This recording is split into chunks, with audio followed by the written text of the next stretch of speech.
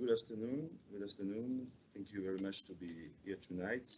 We are really happy to receive you for this first conference in English this year. And thank you, Mr. Bateman, for speaking about the American election. You are professor at Cornell University, and we are really interested about this subject, which is really important for American people, but for the rest of the world too. Before starting, Gem En Débat thanks our partners, la Société Générale and Grenoble École de Management. We hope this conference will give you an insight into this election.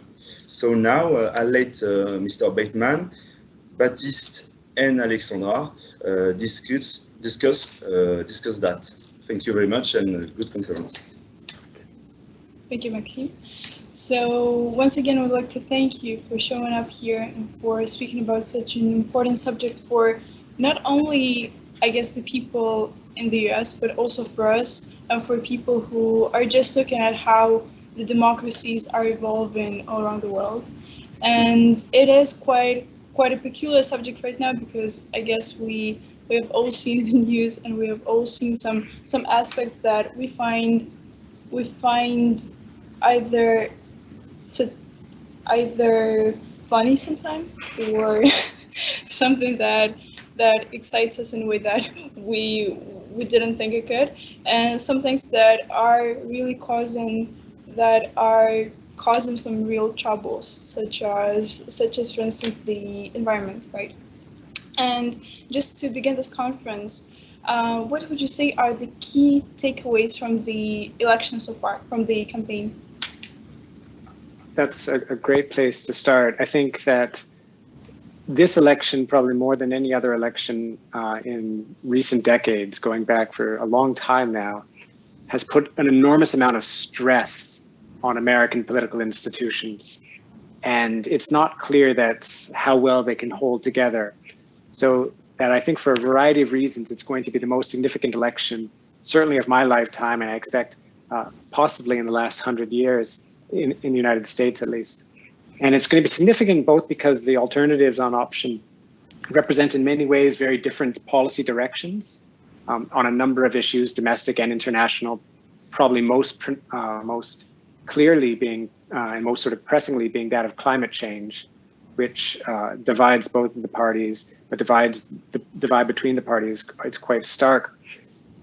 It also this election speaks to just how stable and how legitimate Americans understand their institutions, their democratic political institutions to be. I think that it's not terribly surprising, given what we know of the Republican Party, that they have chosen to push forward with the nomination to the Supreme Court to replace Justice Ginsburg.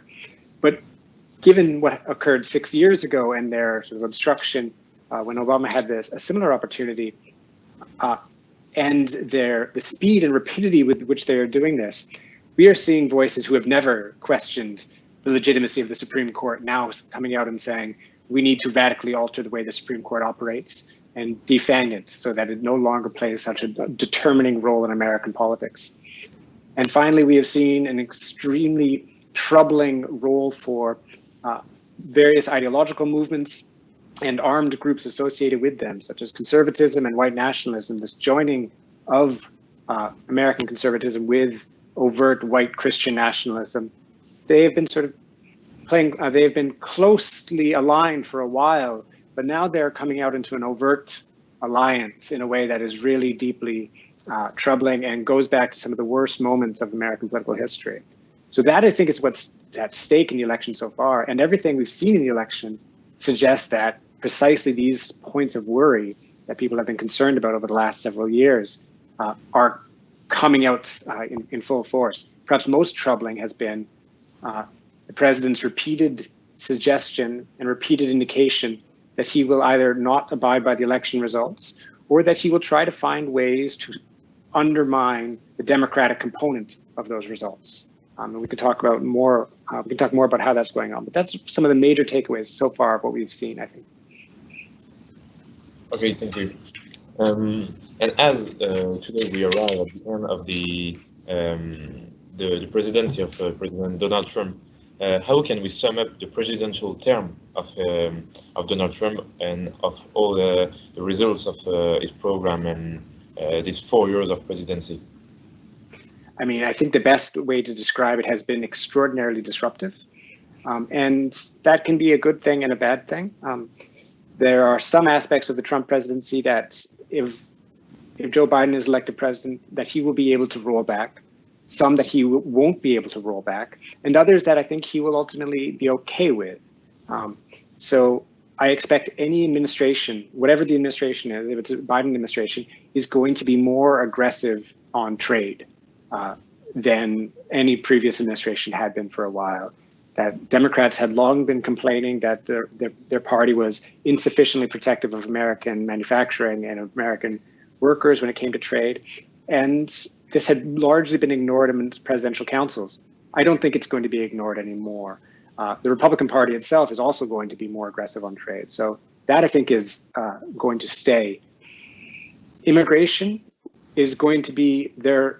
It's going to be tough to roll back all of the changes that the Trump administration has instituted in areas of immigration. And climate change, obviously, every year we lose is another year that we'll never get back.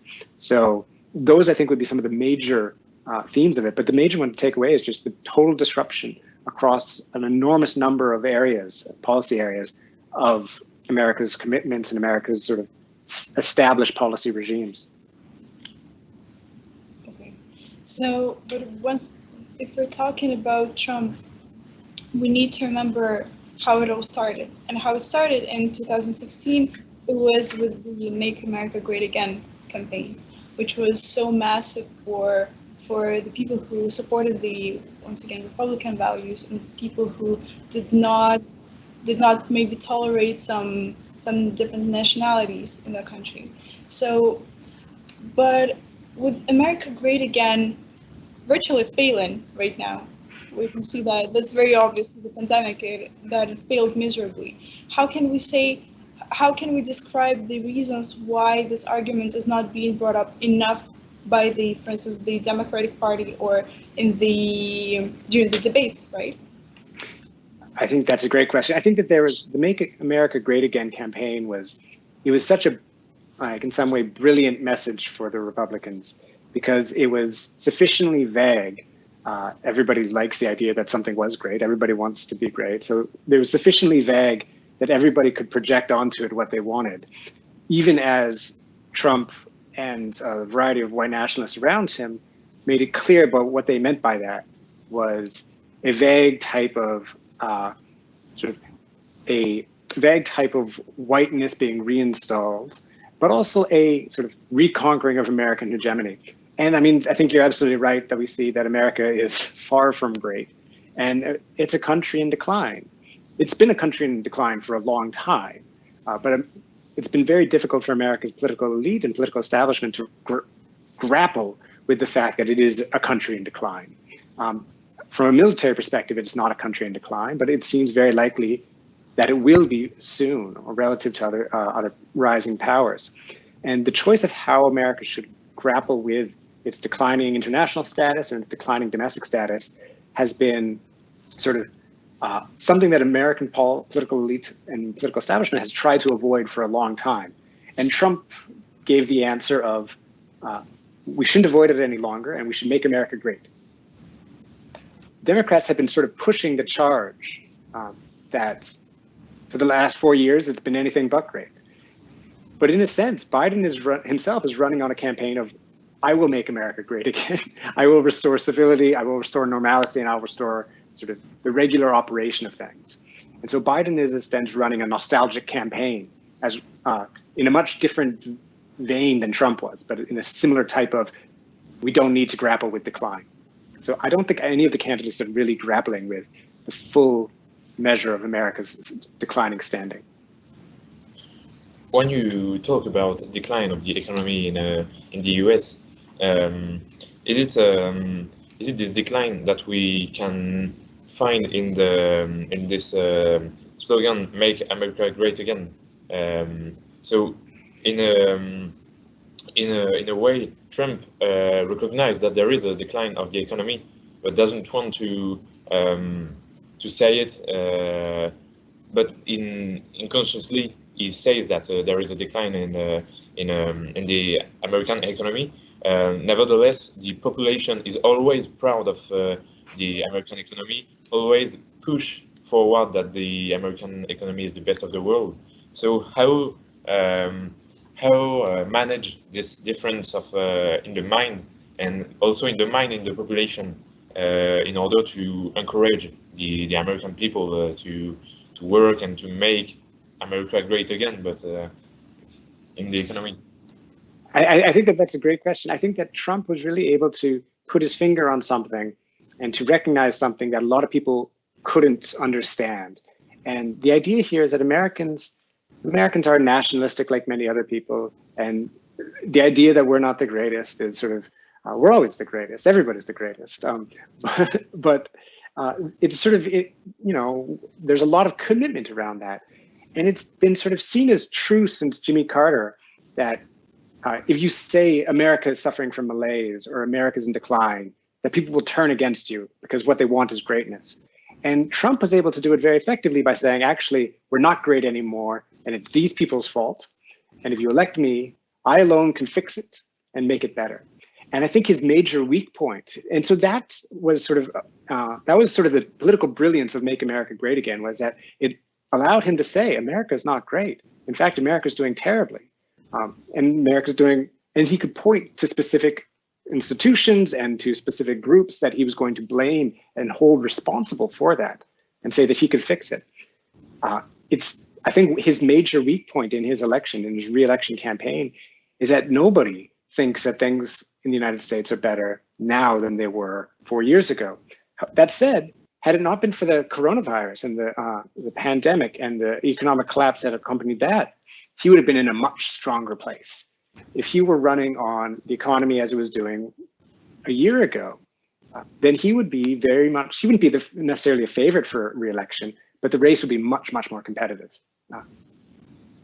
So you're saying that coronavirus basically acted as a litmus paper for Trump's mandate, because basically the people, I guess it's happening in most countries right now. We can definitely see how coronavirus brought out the best and the worst in leaders of the world. And are you saying that without the coronavirus, there wouldn't be such controversy around Trump right now? I think that there would be a lot of controversy around Trump. Democrats have hated him since before he was elected, and Democrats have never been more unified around opposition to Trump. He turned off broad swaths of the electorate. He was deeply unpopular in the 2018 midterm elections, which the Republican Party sort of suffered huge defeats in most states and across the country. So he was deeply unpopular, and these things would have been there regardless of the coronavirus. But if he could point and say, look, the economy is doing great. For the first time in 30 years, wages are rising. Not nearly as much, or along with productivity, they're not rising all that much, but they were rising in sort of a real way. And so he could have been able to point to that, and that would have given some credibility to, I've made America great. And it would have allowed him to say, sure, there's people who are fighting this, but this is what I'm doing. It also would have allowed him to bundle all of his racist and anti-immigrant packages as one and say, this is all part of Make America Great. Because that unraveled, in part because of the pandemic and the coronavirus, it's harder for him to make that case. But you're absolutely right that the coronavirus has revealed leaders' best and worst strengths and weaknesses. And all of the worst elements of the Trump administration, the desire to blame other people, the refusal to accept responsibility, the belief that you can always find a racist spin for anything that occurs so that it becomes the Chinese virus. The idea that any indication of weakness is a sign of failure. All of this was that's just part of Trump and part of the people around him. And that meant they were just totally unprepared to handle any of this, any of the virus. And I think the fact that the White House itself became a super spreader, sort of one of these super spreading events, just underscored that message. If you're sort of thinking, you know, I've had to wear a mask for months, I really don't like it, I would like to be able to go out, but I understand that we're all doing this so that we can be safe. And then you look at the White House and they're hosting a party where everybody gets sick, then you think, forget these guys. So I think that, yeah, like had he been a different person, he would have been able to handle the coronavirus better, but he's not. He is who he is. Thank you. We would like to speak about another subject about the society in the US. At the moment, the American society seems to be even more divided than 4 years ago. Multiple conflicting forces, such as Afro-American community, police forces, right extremist protesters, pro-guns, Antifa, may turn out to be an explosive cocktail. Is this situation simply an accumulation of already existent issues, or is this a completely new phenomenon for the American society? That's a good question. I think that we should think of them as a little bit of being both. So on the one hand, in most African-American communities, or many African-American communities around the country, the police have long been basically an occupying force, right? This is a long-standing complaint that we can go back. Every couple of years, there are widespread complaints about police brutality. So the Rodney King riots were a response to police brutality and the acquittal of various police officers involved in that. You can go back to the 60s, go back to the 20s. This is a persistent complaint in African-American communities, is that the police force come in, terrorize them, harass them, brutalize them. What's different is that there has been a recent wave of organizing around that, but that precedes Trump. And so I think that we should think of that as something that precedes Trump. But one of the odd things that has made one of the odd things about the Trump presidency is that all of sorts of non-left-wing Democrats, liberal Democrats, moderate Democrats, they now so strongly associate Trump with a variety of other causes that their own positions on racial justice have radically changed. So Democrats have become much more committed to racial justice than they were before. So I think that that's a culmination of things, as well as sort of something that has been changed by Trump. The Democratic reaction to Trump has made Democrats more inclusive and more tolerant and more sensitive to police brutality. Other things such as the militias and Antifa, these are much more likely a direct response to Trump. Trump has encouraged a variety of fascist, neo-fascist, white nationalist organizing. I don't think that sentiment in the population has increased, but the presence of organized white nationalist and fascist groups has become more notable and more visible. And Antifa has organized to a much greater extent as a response to that trend. And so I think that that is something new. That is something, it had been there before, but it has sort of gained new organizational standing under Trump, that conflict. But America's always been deeply divided. In the 1970s, it was deeply divided. There were multiple political assassinations of leaders. There were bombings by sort of various left-wing and right-wing organizations. There were hard hat riots. So America's always been a deeply divided country, but some things have been sort of exaggerated under Trump. Okay, and nowadays, so as you said, the police violence is here, and some of the tragic examples are, of course, George Floyd's death in Minneapolis, or Breonna Taylor's death in Louisville. Also the example of Jacob Blake in Kenosha. How can we explain, even through the policy of Donald Trump, but the inaction of the whole government? The inaction of which government, sorry? Of all the government. So yeah, it's a complicated story. So as I mentioned earlier, police violence against African Americans has always been, or against working class African American communities in particular, has always been very pervasive and very high.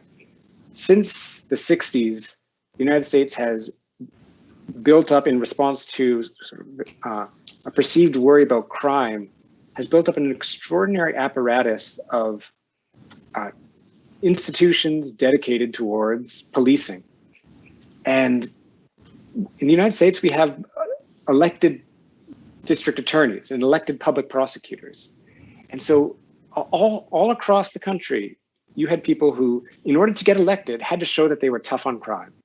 And the biggest way to do that was to throw people in jail, was to increase the number of police, to increase raids. All police officers wanted sort of big equipment, SWAT equipment.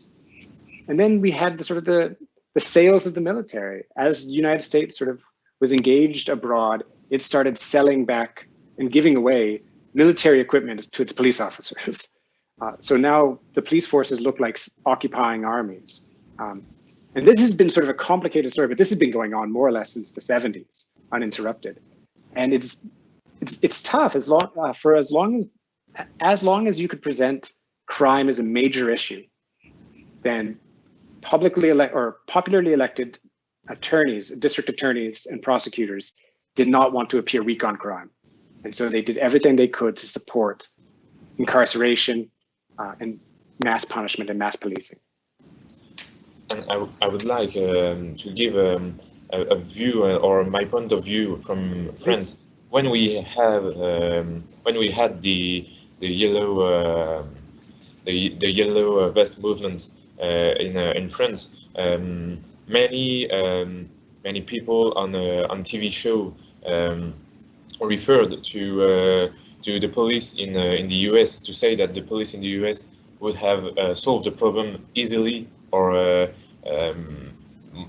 more fast, or would have a very I would say more violent action against this movement, and to contest against the French police forces.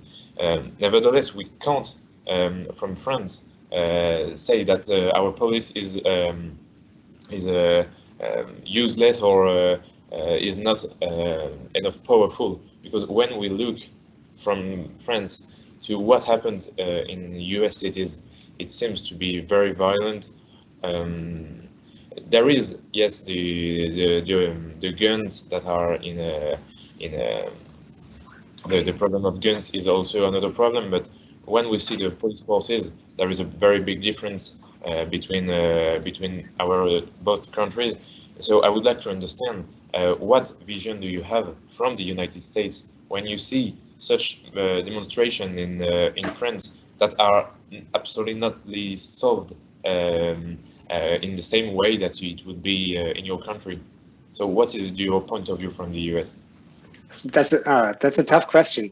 So the point of view from the US, I think it's going to be very different on who you speak to.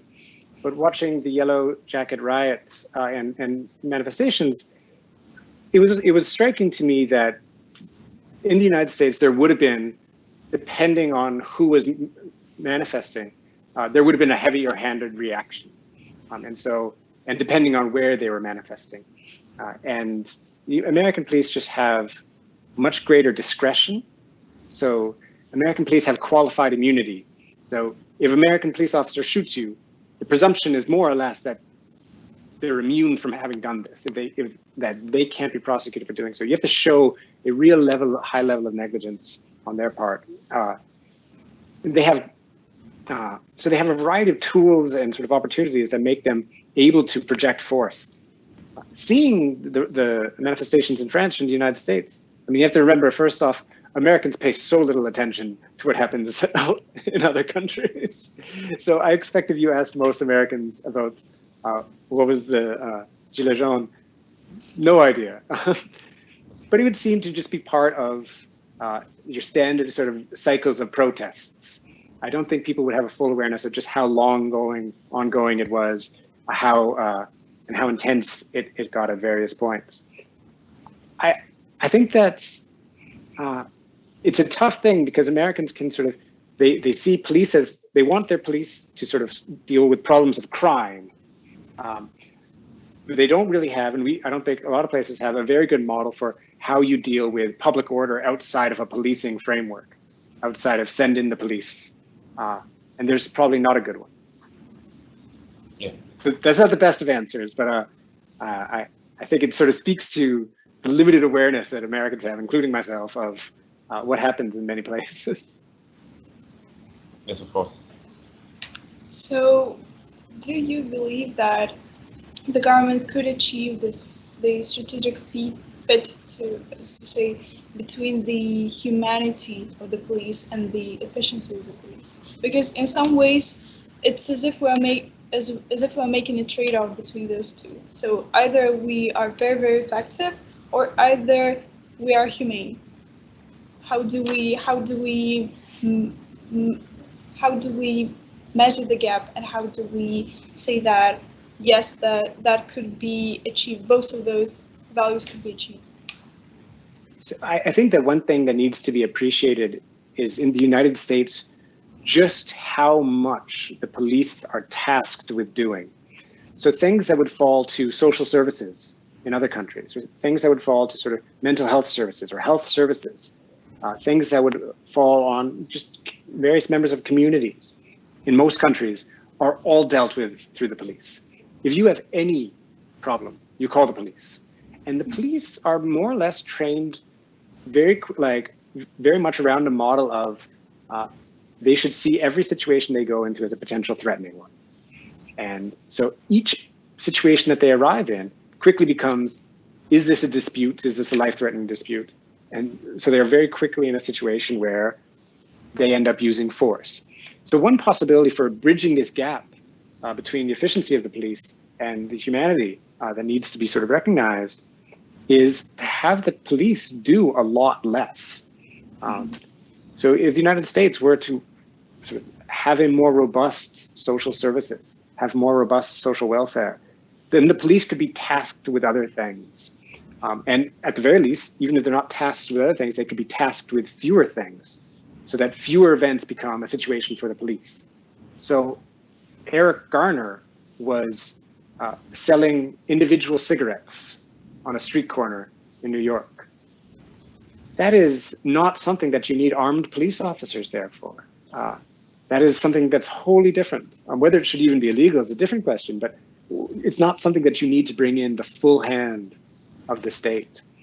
And so there seems to be, in part because of we had this long increase in policing, this long funneling of money towards policing, a long sort of emphasis on violent responses and response to violence as the model of policing, and a whole cultural industry around it. Like we've all watched Cops or something like this, like the various TV shows. It becomes a hard thing to sort of think about how should we do less policing and more other things. But I think that would be the best possible response. So this begs the question then: who should be tasked with those less significant crimes, if we can say so, if not the police? Because I do understand your point. Yeah. However, whose job it is then? I think in many countries, it's a lot of the sort of disputes end up being matters that are held by robust social service networks. So oftentimes, the police are called because somebody is somebody will be having a period of mental instability and mental crisis in public, but not threatening anyone. And the police will be the people who show up. And if this person doesn't immediately respond to police orders, to get down on their knees, put their hands up, then it becomes very quickly escalates. So a more robust set of social service networks, such that when you saw somebody who is in mental distress, you could call somebody other than the police, that you could call various ambulances, that you could call a network of social service providers. That would be a way of not creating these situations in which the police immediately go into a situation and it escalates quickly. But those are the types of, there are a variety of reforms and oppositions that run the gamut within American public debate right now. And basically everything from, on the Trump side of the equation, on the Republican side, there's a little bit of attention to reforming policing, but not much. And instead, there has been a ratcheting up by Attorney General Barr and others of the belief that the police are the only things that stand in between sort of white suburbanites, white people who live in the suburbs, the wealthy suburbs, and forces of disorder. And so there's a real sort of emphasis now on the police amongst Republicans on the police must be given even freer hand. and they must be given even more resources, and they must be not constrained. And there's a growing language during this election that the police are increasingly worried about using force, and so they're not killing enough people. And this has become a thing that they're sort of complaining about. And so this is one of the real divides, whereas amongst liberals, center left, there's debates about reorganizing the police, defunding the police, abolishing the police, or any types of sort of reforms of how to dispute resolutions, dispute escalation, stuff like this. That's all happening almost entirely on one side of the equation. When speaking about the US, we can say that Americans have always prided themselves on being citizens of a democratic country. But right now, with the passing, especially with the passing of Ruth Bader Ginsburg, we can see that there is a vacant seat on the Supreme Court. And could you please reflect on the consequences of a conservative justice filling the seat? Yeah. So, on the one hand, we've had a conservative majority on the Supreme Court effectively since the 1970s. And so on the one hand, it's nothing new. And the court has been gradually rolling back various protections and rolling back various regulations and limiting the scope of government in the area of the economy, even if it's had sort of slightly less consistent results in other areas.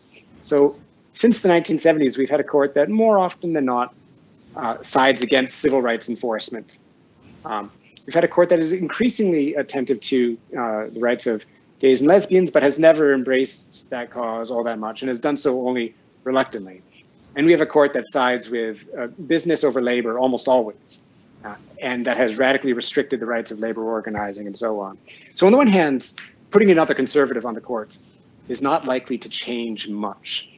Even on the big issue of Roe v. Wade, which is abortion rights, the case that decided abortion rights, we've already, I mean, in practice, Roe v. Wade is not yet abolished, but it's as close as it can be to being abolished without being abolished.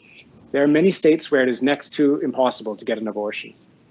If Roe v. Wade were abolished or were overturned by a new conservative majority, you would still be able to get an abortion in New York. You wouldn't be able to get one in Alabama or Mississippi. And so if you were in Mississippi or Alabama, you couldn't make it to New York. So, but that's more or less the case already. So it will make the country, it will make the institutions more conservative. It will roll back an increasing number of rights protections, but it won't be a dramatic change. What's really dangerous from the perspective of, perspective of democratic institutions is the hypocritical push to do this now when they wouldn't do it 4 years ago.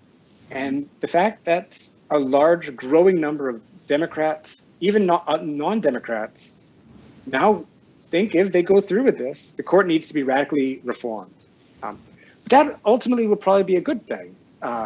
Their Democratic leaders right now are talking about the possibility of a staggered terms. So every president would get to nominate 2 people to the court every 2 years, and each member of the court would have 18 years to serve, and then they'd be done. And it would take out some of the, on the one hand, it would take out some of the politicization that goes on every election. So every election, you wouldn't have to go into the election thinking, well, this is the election where we really need to win because otherwise they'll get the court. More broadly, what needs to be done or what should be done is making the court a less powerful role in American society. In most countries, the United States is not unique, but the United States sort of stands out as having a court that is the last word. And it's almost impossible to pass a constitutional amendment in this country. And so while you can push back against the court and the court does change its mind, the court is binding here on statutory claims and statutory decisions in a way that it's more binding than in most other countries, most other democratic countries. So one possible sort of upside of the delegitimization of the court that seems possible right now is that it might lead to reforms that make the court less powerful and less prominent an actor in American politics. that would be my optimistic take. That would be keeping my fingers crossed. That's so, yeah. And you talk about rethinking the institution and the Court of Justice. Do you think that all the institutions in the US are to rethink and to change, or only the court that is too much powerful, and to make a parallel with the France, where the president has maybe too much power? Is it in that sense that you want to that you say that this Court of Justice needs to be changed? I do think that personally, I think that just reforming the court's not enough. That the difficulties in the American system are profound, and the undemocratic characters of the American system are profound. But it's extremely difficult to imagine changing many of them. So the Senate, for example, the Senate is the most malapportioned legislative body in the entire world. It is extraordinarily malapportioned, and far more malapportioned than anyone could have envisioned in 1787. But it's almost impossible to reform the Senate. I'm a political scientist, and I think about this sort of thing all the time, and I can't imagine any realistic scenario by which the Senate is reapportioned. Or I can imagine scenarios by which the Electoral College, the means by which the president is chosen, is changed, but not the Senate. And that's one of the more important anti-democratic roadblocks. Even just keep the Senate, but change the way it's elected would be an important reform. But I think one of the biggest areas beyond the court is going to be the relationship between the president and Congress. The president has for years been accumulating power, been accumulating authority, and Congress has been giving it to the president because Congress tends to not want to make these decisions. Sometimes that's a good idea. Congress should not be making decisions over sort of our nuclear policy with other countries. But sometimes it's just Congress's way of passing the buck. And so, and Congress has weakened its own internal procedures and its own internal information gathering mechanisms. So Congress doesn't have right now the resources, even just the intelligence resources of knowing the expertise to be able to challenge the executive branch on a lot of issues. And now that the Trump administration has really said, we're not going to cooperate with Congress at all, then this has sort of blown open the division between these two branches in a very serious way. So I think that reining in the power of the executive should be high at the list of any democratic reforms. But we'll see whether or not that happens. A lot of what's happened over the last sort of couple of decades has been the president sort of going up to the boundaries of what they think is legal and pushing it just a little bit and seeing if they can do it. And Obama did it. Obama, the Dreamers program, I think it's a humane and decent policy, but it was very much a constitutional overreach. It was the president saying he could unilaterally pass things and enact policy that Congress had refused to do. And they could find bits of law that gave them the authority to do so. But it was clear that they were pushing those laws well beyond where it had gone. The United States right now has something like 76 active states of emergency.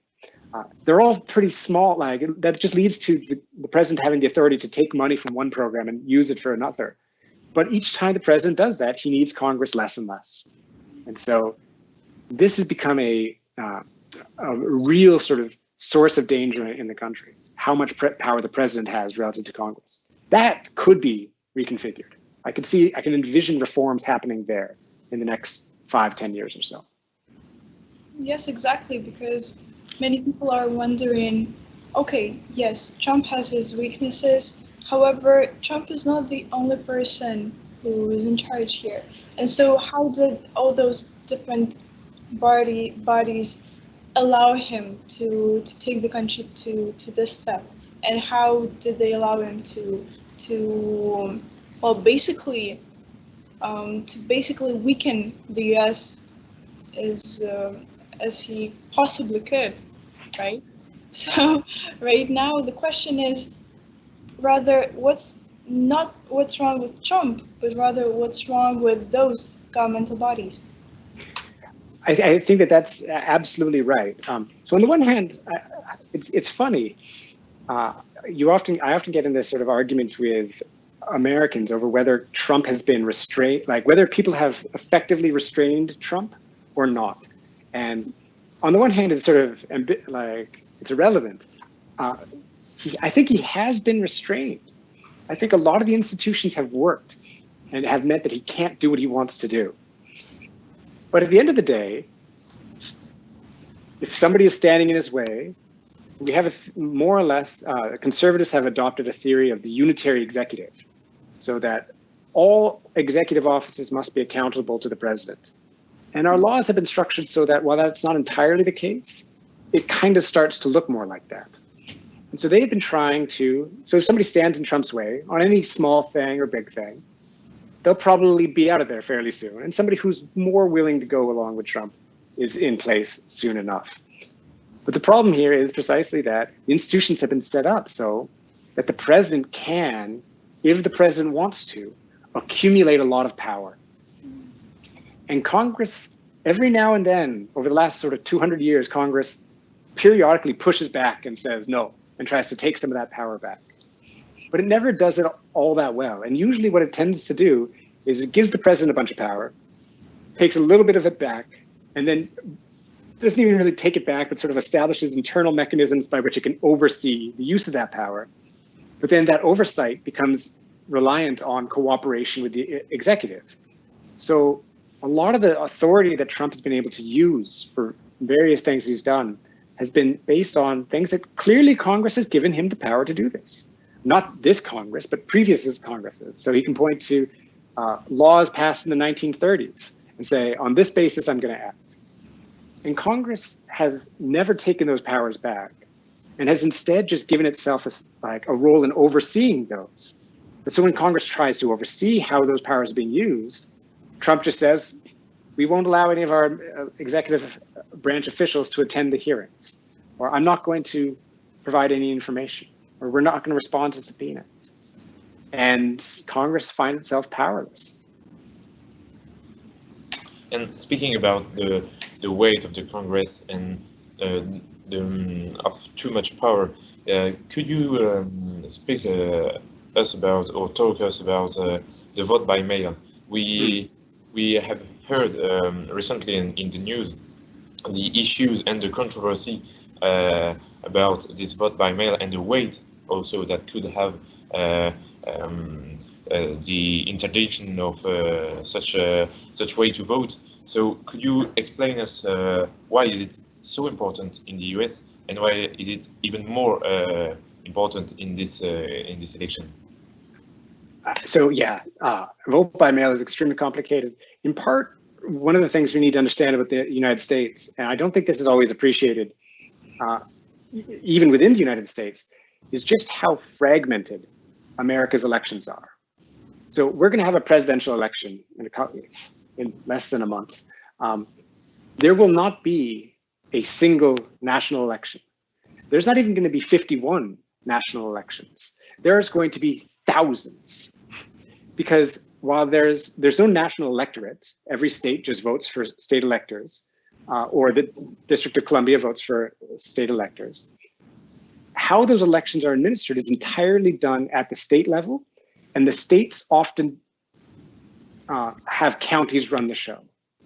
So all these counties, I think there's 10,000 counties or something like this, maybe not that many, but there's an extraordinarily large number of counties in the United States. These counties will be the ones administering the election. So they're the ones responsible for counting the votes. They're the ones responsible for, and it's different from state to state, but it's extremely decentralized. The advantage of this is that Trump has no authority to sort of delay the election, right? Trump has no authority to tell any county what to do. State governments can, and state secretaries of state have been more and better or worse on this. So this becomes the problem of vote by mail, is that the United States, so on the one hand, American elections are extremely fragmented and decentralized. On the other, the United States both makes it easier and harder for people to vote than any other advanced industrial democracy. So it's easier to vote in that you can vote early, In many states, you don't need to go anywhere. You just mailed a ballot automatically. You return it. It's very quick. You can vote sort of early. There's absentee voting. There's a variety of mechanisms that make it a lot easier to vote in the United States than elsewhere. At the same time, we have a variety of registration systems that are very outdated, that are intentionally burdensome. We have a bunch of rules over who can and cannot vote. We have a bunch of systems set up to make it difficult to vote. And so we have this odd situation here. And for the most part, vote by mail has been something that historically both parties liked vote by mail because they knew that it was not going to be that big a deal. And it would probably just lead to greater turnout amongst people who were already going to vote for them anyways. So it wasn't that complicated. This year, we're going to see far more vote by mail than we've ever seen, largely because of the coronavirus, although this has been growing in some places for a while. And so already we have seen, as a result of how these vote by mail procedures work, we've seen more litigation in this American election than we've seen in any previous American election. And we're going to see a lot more of it. So for example, North Carolina, their vote by mail system requires you to have 2 witnesses. So you get your mail, you sign your name, you have to then get 2 other people to sign their name. And they have to all put in their information, and all their information has to be correct. Well, because of the coronavirus, they decided that you only need 1 witness. All right, well, that seems good, except for the news went out that witnesses weren't required anymore. So now a bunch of people think that witnesses aren't required. So and this has gone to, and then an arrangement that was worked out by the state election board was seemed to suggest that you didn't need witnesses, that there was going to be a solution for those if you didn't have a witness. But then the Republicans on the board backed away from that. Lawyers have gotten involved to try and to sue over this. One judge has ruled in favor of it, another judge has ruled against it. And the Trump administration has taken the entirely unprecedented action of sending letters to every county in North Carolina saying, this is just a Democrat trick. Don't accept mail-in ballots according to the rules of the state, but only accept them according to the rules of the Trump administration, which has no right to make rules. As a result of this, we have no idea. We know that there's going to be more vote by mail-in ballots than ever before in North Carolina, but we have no idea how many of them will count, how stringent the rules will be, and whether these counties will be able to count them quickly. It was always, so one of the ways historically it's been is that you have an election, you have a bunch of vote by mail. You might not get, in some states, some counties, you got to the vote by mail right at the same time. Others, you waited a few days, but it didn't matter because it was a small number. If it turns out to be the case that we have an election on November 3rd, but we haven't counted all the ballots until November 10th, that's a long time for Trump to be tweeting about voter fraud and about they're trying to steal North Carolina or something like this. So vote by mail is extremely complicated because of all of that. All of the elections, all of America's election rules are complicated because of how decentralized and fragmented it is. So maybe Donald Trump doesn't really have the end or the power on this the issue of voting by mail. Nevertheless, a subject that he really have power on is fake news and all the conspiracy theories that he plays with. He plays with it, and he like to mention it. I think also to the fake communication of Donald Trump on social media, the QAnon also that could that can think and is not very known in France, but very active in the US in nowadays. So how easy it is to bend the truth through such means, such ways? Do you think similar methods will be used in the future to manipulate public opinion? Because we can think to Cambridge Analytica in 2015. Why won't we discover a similar polemic in 6 months? Yeah, I think that's deeply worrisome for the future. I think that is going to be a bigger and bigger problem going forward. And I think the way you put it right, so Donald Trump doesn't have influence, or he doesn't have the power over vote by mail, and doesn't have direct power over the elections, but he has influence over public perception. And that's hugely important. And so we have any society, any community has to rely on some degree of trust and norms. So if you're in your organization and you're constantly lying, people can't work with you. But if they can't get rid of you and you're constantly lying, well, then that's a problem. We have generally had, it's long been the case that American media has manipulated perception of events. It inevitably does this. And it has various class biases and socioeconomic biases, and that's absolutely true. And both parties have always tried to spin events in one way or the other. We've seen a growing just total willingness to disregard facts and to lie in American politics. And the media doesn't really know how to respond because they don't want to be part of the story. So if the media is saying, so-and-so is lying, well then people will say, how do you know he's lying? But sometimes you know somebody's lying. You can't prove like 100% that they're lying. And so the media gets in sort of various types of equivocations. They say, Trump spoke a falsehood, or they try and sort of present it in ways other than, this person is lying to you. There's also the problem of media, the way the media operates is they rely heavily on their sources. And if your sources are willing to lie to you, but you need those sources for your stories, are you going to publish their lies? You might very well. So the media is in a real bind there. I think in terms of bending the truth, social media has almost certainly made it easier in some ways, because all of us have a tendency to go to news that sort of confirms, at the very least makes us feel good. It confirms what we sort of think about the world. It confirms our own priors, or at the very least, we think we can trust for one reason or another. The ability to, as that happens, the ability to sort of skew people away from facts can become more powerful. I was less worried about things such as like Cambridge Analytica or Russian, sort of the so-called Russian intervention in social media, in part because a lot of this was sort of, its impact was overstated, but its potential is real. Americans have a lot of fault lines. Every country in the world has a lot of fault lines. And sometimes you want to organize politics around those cleavages, around those differences. Sometimes, however, organizing politics around those cleavages can just become violent and dangerous. And so I think that that's likely to happen increasingly in the future. I don't think we're there yet, but we're close to.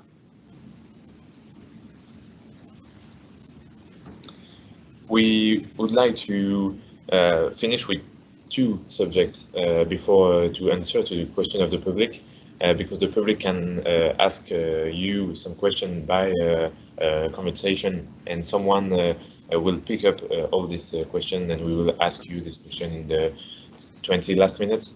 Perfect. So the two last subjects that we would like to talk about. First, environment. Quickly, we know the position of Donald Trump on the subject, and recently the Swedish activist Greta Thunberg, a leading figure of the international youth movement Fridays for Future, called the American to elect the Democratic candidate Joe Biden. So first, we can see that a young woman, a young teenager that is not American has the influence to intervene in the biggest election in the world. So that is pretty impressive. But also, what has been the strategy of the Democrats